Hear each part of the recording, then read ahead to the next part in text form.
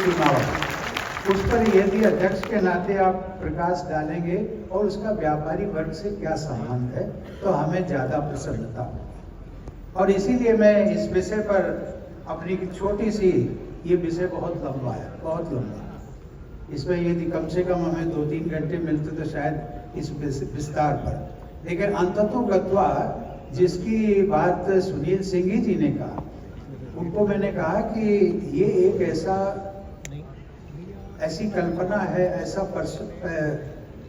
Perception है, one nation one election. कभी कभी इसको प्रतिपक्ष के लोगों ने इसका ये कहा कि वन नेशन वन इलेक्शन का मतलब ये है कि देश, मोदी जी ये चाहते हैं कि देश में एक बार चुनाव हो जाए और उसके बाद में हम परमानेंट प्रधानमंत्री बने रहेंगे और उसके बाद में देश में कोई चुनाव नहीं होगा, क्योंकि इसमें एक देश एक चुनाव कहा गया। ये एक गलत धारणा है। ये एक अंग्रेजी में कहा जाता है कैच फ्रेज, लोग समझते हैं, वो समझते हैं कैच फ्रेज।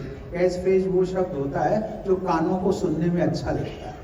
ये वैसे ही है वन नेशन वन इलेक्शन। सही माने में इसका भावार्थ ये है कि देश में जो लोकसभा और विधानसभाओं के जो चुनाव होते हैं, अलग अलग समय पर होते हैं, उन सबका एक साथ चुनाव, ये इसका मतलब है।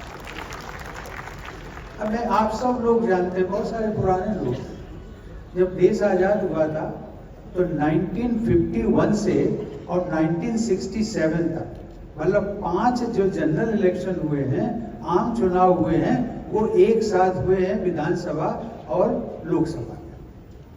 अब हमारा ये कहना, कमेटी ने डिस्कस किया था क्योंकि यदि आप वो 5 आम चुनाव के साथ हो सकते हैं, तो ये जो प्रतिपक्ष वाले लोग कहते हैं कि साहब संभव नहीं है, व्यवहारिक नहीं है, तो वो 5 चुनाव यदि संभव थे तो आज क्यों संभव नहीं है?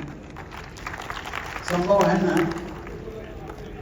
ये केवल उसको, जिसको कहते हैं ना कि टालने के लिए, अब टालने के लिए एक तो मैं उन्हीं की बात को दोहराता हूँ क्योंकि उसका जवाब भी देना होगा, आप सबको देना होगा और आप सबको पहले समझना होगा।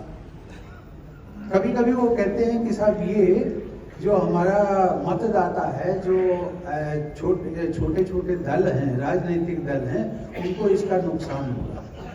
जो केंद्र में सरकार है उसका फायदा होगा और राज्यों में जो अलग अलग सरकारें हैं, जो क्षेत्रीय दलों से चुनी जाती हैं, उनका नुकसान होगा। अब उसके बारे में कमेटी इस निष्कर्ष पर पहुंची थी कि भाई ऐसा नहीं है। ऐसा इसलिए नहीं है, आप कहीं का भी उदाहरण दे लीजिए। एक दिल्ली का उदाहरण, दिल्ली के सब लोग जानते थे, लोकसभा का जब चुनाव होता है तो भारतीय जनता पार्टी के पक्ष में 7 सीटें चली जाती हैं, और जब प्रदेश का चुनाव होता है तो केजरीवाल साहब को चली जाती, उनकी सरकार बन जाती। इसी तरीके से आप उड़ीसा का ले लीजिए, जब वहाँ दोनों साथ साथ चुनाव होते हैं, लोकसभा और विधानसभा के, तो विधानसभा में नवीन बाबू मुख्यमंत्री बन जाते हैं और वहाँ की जो लोकसभा की सीटें हैं वो उस पर भारतीय जनता पार्टी को, नरेंद्र मोदी के पक्ष में चली जाती है। अब इसका ये अभिप्राय मैं ये कहना चाहता हूँ कि मतदाता की जो समझ है उसको कम आंकना नहीं चाहिए। जो राजनीतिक दल है, जो नेता है, वो समझते हैं कि उनकी समझ ज्यादा है, और मैं कहता हूं, मैं अपने अनुभव के आधार पर भी कहता हूं, मैं कहता हूं कि जनता की समझ जो है राजनीतिक नेताओं की समझ से ज्यादा।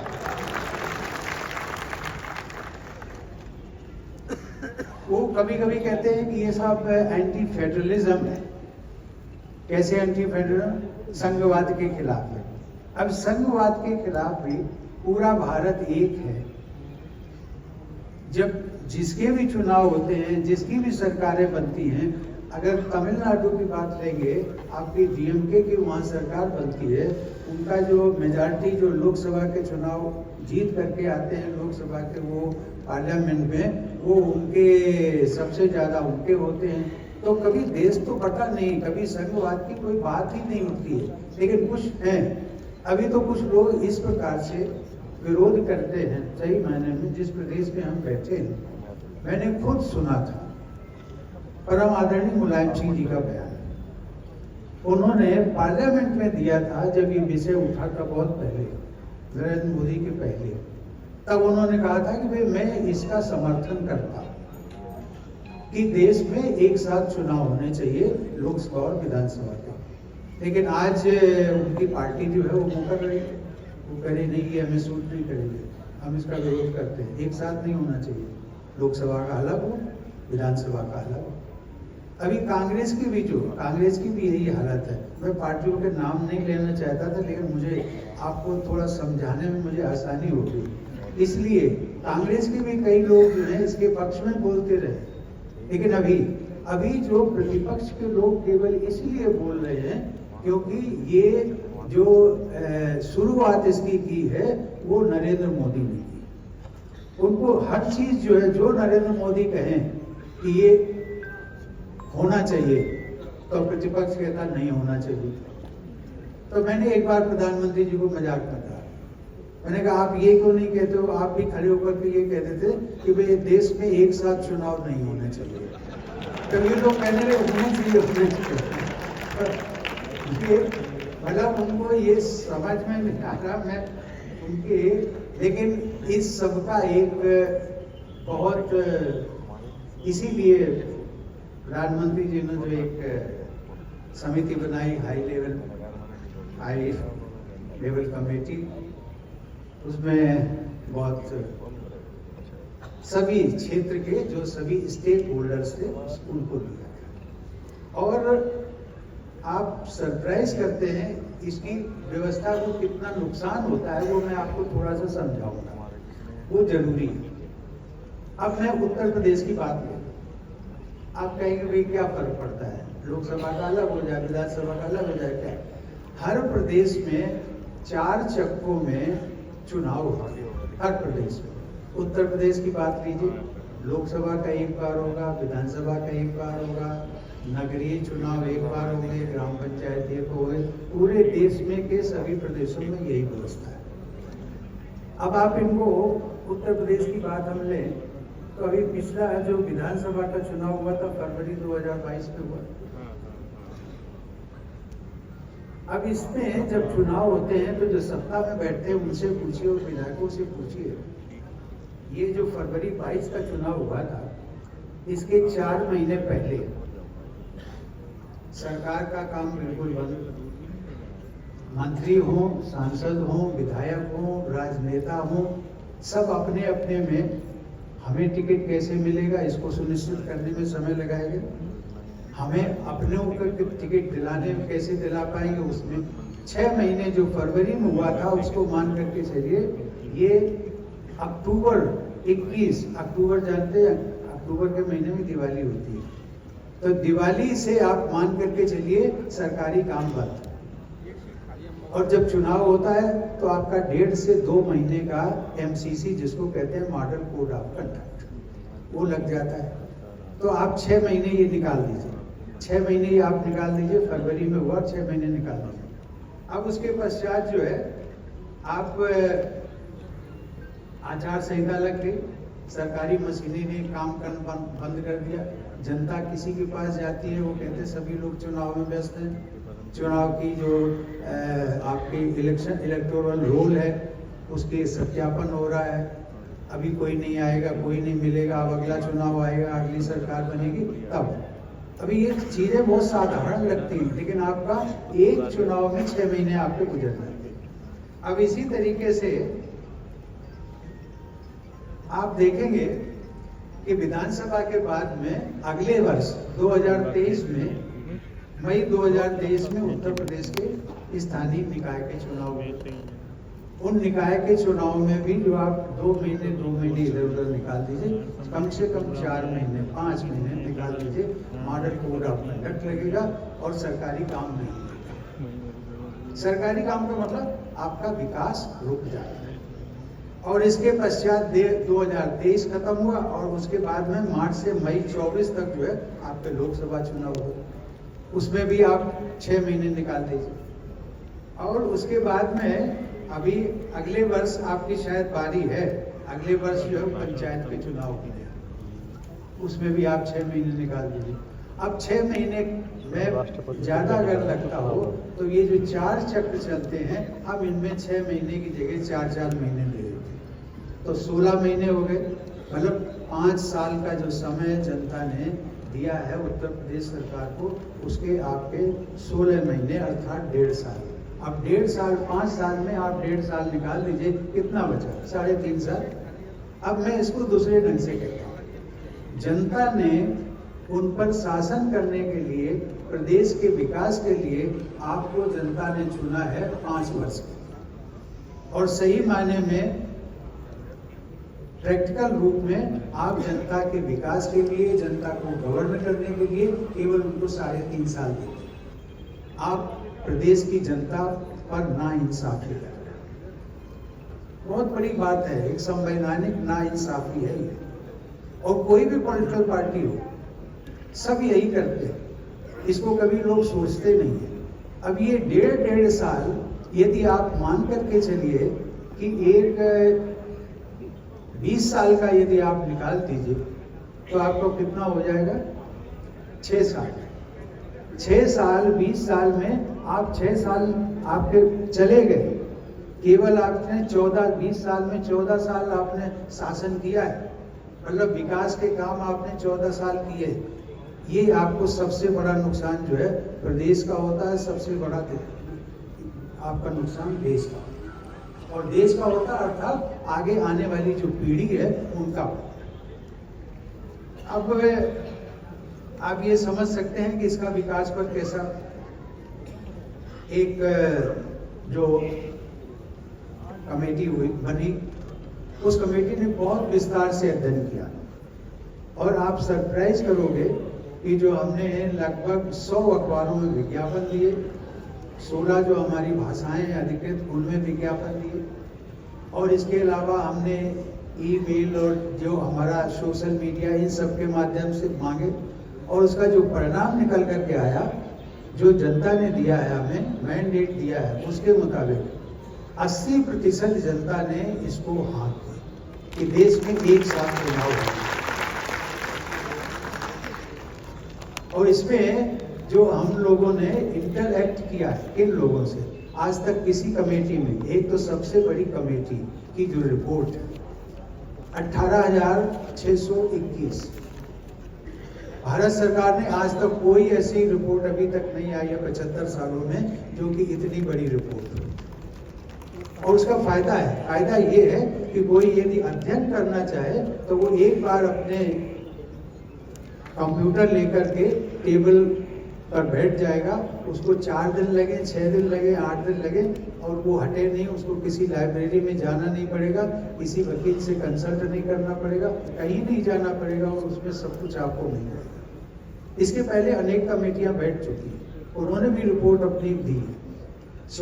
आपका चुनाव आयोग ने इस पर पक्ष में रिपोर्ट दी,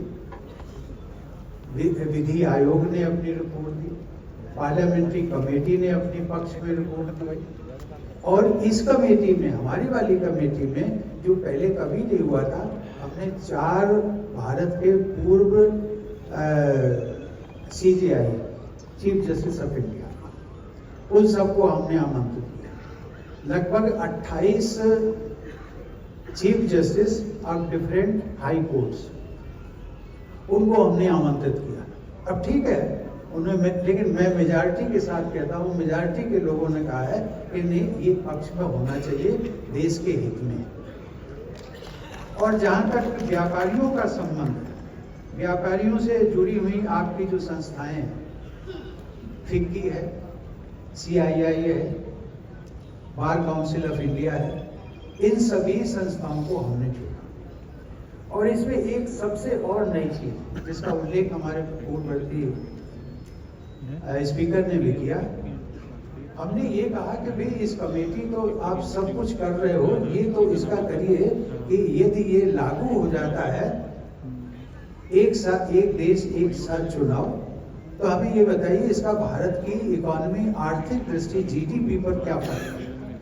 तो एक हमने इसमें इकोनॉमिस्ट की एक सब कमेटी बनाई, अर्थशास्त्रियों की।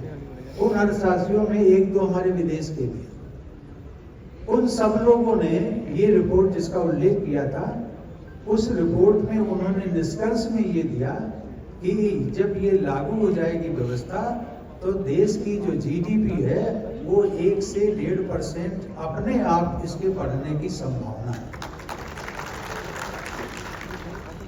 और 1 से 1.5% मतलब आज की तारीख में जो 7.5 और 8% की जीडीपी पर हम चल रहे हैं कॉन्स्टेंटली, और उसमें यदि आपका 1.5% जुड़ जाता है तो 9.5 और 10% के हम नजदीक पहुंच जाते हैं। और जैसे ही हम पहुंचते हैं 10% के नजदीक जीडीपी देश की हो जाएगी, तो वो आप विकसित जो ऊपर बढ़ के जो आपके 3 है ना, 3 उनमें 3 में से India will be one of the, जिसको हम विकसित भारत की कल्पना करते हैं। अब हम थोड़े से और विषय को थोड़ा सा ले लेते हैं। बार बार चुनाव, आप सब जानते हैं कि एक तो बार बार चुनाव से अनिश्चितता बहुत रहती है। एक में इसको उदाहरण के रूप में एक चीज में, और इस दौरान मेरा बहरीन जाना हुआ। बहरीन एक गल्फ कंट्री है, दुबई से आगे है। तो एक निमंत्रण था, तो वहाँ पर एक कार्यक्रम Bahrain India chamber of commerce में, उसमें जब हम गए तो जो हमारे इंडियन चैम्बर के थे, उन लोगों ने कहा कि साहब आप जिस कमेटी को हेड कर रहे हैं और इसका परिणाम ये जैसा हम सोच रहे हैं, देश में एक साथ चुनाव होने लगे, लोकसभा और विधानसभा के, इसकी हमें बड़ी खुशी हो रही है। मैंने कहा कि मैंने थोड़ा तंज कसा, मैंने कहा आप तो देश छोड़ करके यहाँ पे अपना व्यापार चला रहे हो, आपको क्या फर्क पड़ता है, इंडिया में क्या हो रहा है? नहीं साहब, हमने इंडिया को छोड़ा नहीं, इंडिया भी जाते हैं, वहाँ भी व्यापार करते हैं, यहाँ भी करते हैं। मैंने कहा अच्छा फिर ठीक है, तो आपको क्यों खुशी हो रही?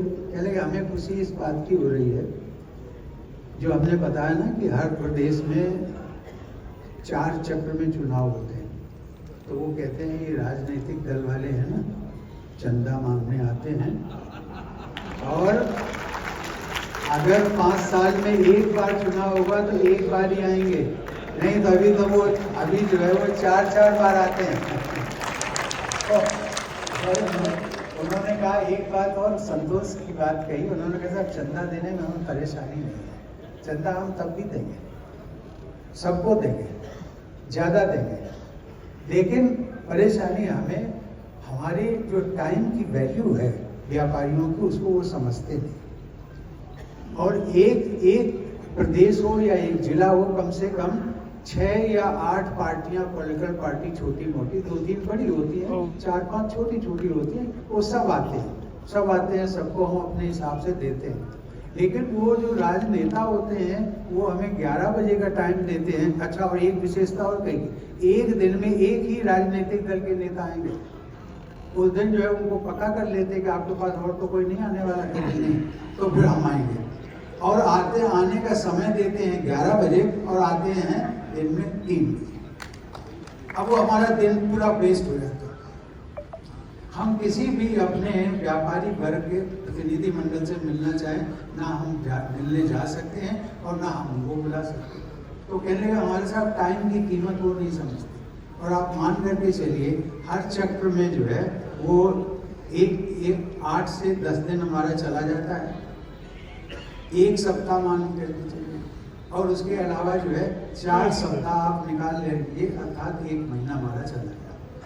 तो 1 महीने का हमारे लिए कीमत बहुत होती है। अब उन्होंने एक इसी संबंध में एक बात कमेटी के दौरान आया था, श्रमिकों का बड़े पैमाने पर पलायन होता है। इसका एक उदाहरण, आप सब व्यापारी हैं, आप सप्लाई की बात करते हैं, खरीदारी की बात करते हैं, एक टाइम फिक्स होता है। मॉडर्न सिस्टम में टेंडरिंग हो गया, पुराने सिस्टम में टेंडरिंग नहीं होता था, वायदे होते थे हम सबके, 6 महीने में हम आपकी पूर्ति कर देंगे माल की, 1 साल में कर देंगे। अभी एक उदाहरण हमारे उत्तर प्रदेश की बात लेंगे आप, तो बिहार से मजदूर आता है, उड़ीसा से आता है, झारखंड से आता है। अब वो जब आता है तब एक जब चुनाव उनके यहाँ भी होता, आपके हमारे यहाँ दूसरी उसमें चुनाव होगा, उनके यहाँ दूसरी उसमें होगा। हमारा विधानसभा जो है इसमें होता है, उसमें उनके यहाँ दूसरे महीने में चुनाव होगा। तो जब उनके यहाँ चुनाव होता है तो वो कहते हैं लाला जी हमें तो जाना अपने गाँव, हमारे चुनाव होने वाले। ग्राम पंचायत का उसका जिला प्रधान का फ़ोन आया था, विधायक जी का फ़ोन आया था, उन्होंने किराया भी देना मंजूर किया, सब कुछ। अब आप कहेंगे कि भाई आप 3 दिन के लिए हुआ ही, 3 दिन में क्या होता था, कम से कम 1 हफ्ता तो चाहिए, 10 दिन चाहिए। वो 10 दिन का बहाना बना के आपके यहाँ जाएगा और जब घर पहुँचेगा तो उसको वहाँ पर पारिवारिक समस्याएं और आती हैं। और वो कहता है कि साहब, परिवार वाले कहते हैं भाई बिटिया की शादी के लड़का देखना है, उसमें आपको लेना पड़ेगा, समय देना पड़ेगा, आपको और कोई काम है, किसी की मृत्यु हो गई है, उसके लिए शोक दर्शाने के लिए आपको जाना पड़ेगा, ये सब चीज़ें। वो जो यहाँ से 10 दिन के लिए गया था वो लगभग आपका 1 महीने तक ले लेगा कम से कम। अब जिस व्यापारी को आपने सप्लाई करने का 6 महीने का समय दिया है कि 6 महीने में हम आपको सप्लाई कर देंगे माल, तो 6 महीने में आप कैसे कर पाएंगे? 5 महीने तो इसी में निकल गए। और जब वो आएगा तो उसका प्रोडक्शन शुरू होगा, प्रोडक्शन शुरू होने में कम से कम वो ट्रैक पे आने में 1 महीना और लगेगा।